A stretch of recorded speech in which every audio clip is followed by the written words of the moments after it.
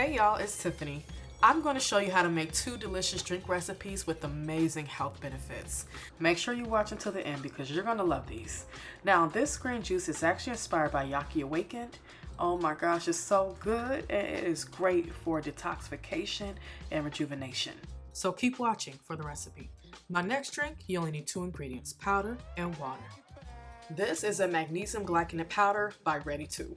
If you're somebody like me who has trouble sleeping at night, deals with stress and anxiety, baby, you're gonna need this one right here. I take this at night, and by the next morning, I wake up feeling calm, rejuvenated, and focused. Now, if you don't like to take pills, trust me, I get it. This is what the powder form is for. And let me tell you, it is delicious. If you want to give this a try, you can use my code Tiffany20 or click the link in the bio and let me know what you think. Let me not forget to mention this. The company uses natural ingredients such as a butterfly pea powder, which has this really cool color changing effect. My kiddos love it and they like to get involved and make mommy's drink at night. Oh my, come here. Come here, it's blue.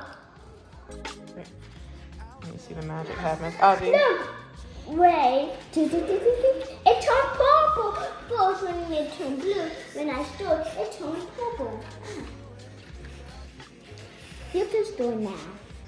It's cool, right? You see it go from like blue to purple. While my kiddos may not get to drink mommy's purple drink, they definitely get to devour the green juice, which they absolutely love.